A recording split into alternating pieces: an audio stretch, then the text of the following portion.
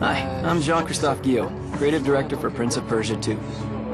For 10 years, the Prince of Persia brand has been a defining benchmark for action-adventure gaming. So when we started imagining potential concepts for the sequel, we wanted to keep the best of the Sands of Time design, but also innovate to make the experience even more memorable. So, the concept behind Pop 2 relies on the same core values as all of the other Prince of Persia games. A very organic design that makes the experience highly immersive, outstanding controls and animations, and a mix of combat and exploration driven by an intense story. Indeed, in this genre, the player's experience is depending on the quality of the storytelling. Here, we want to put the player in a highly dramatic situation. His fate has been written, his fight is hopeless, he will die. That said, there will be a lot of unexpected developments as the game progresses. We've incorporated some special surprises guaranteed to throw gamers through a loop. To add to this drama and support this story, we also defined characters that we wanted to be absolutely memorable.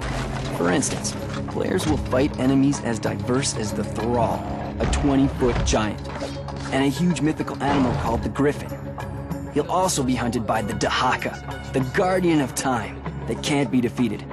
As many enemies, as many gameplays was our motto.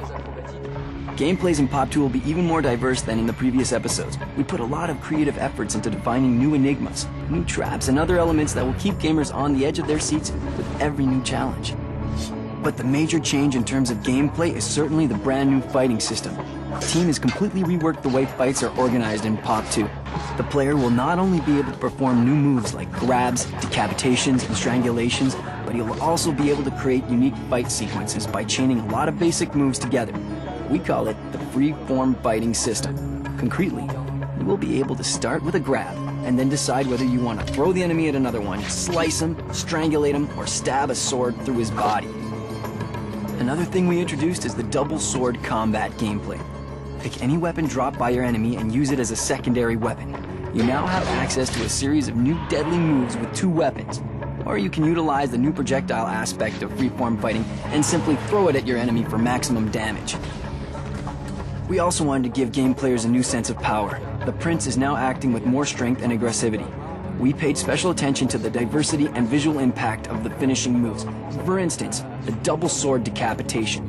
For this move, we put a lot of effort into the richness of the animations, special effects like slow motion and camera angles to make it absolutely memorable. Eventually, we wanted combats in Pop 2 to be as acrobatic as the best cloak and dagger movies, so we used these references to create unique moves using the environment, like swinging around a pillar while slicing your enemies, stabbing your sword in a curtain and sliding down, or rebounding off walls towards your enemy. With all these new elements, we strongly believe the sequel we all imagined and hoped for is coming to fruition, and it will truly set new standards in the action genre, just like Prince of Persia: Sands of Time did in 2003.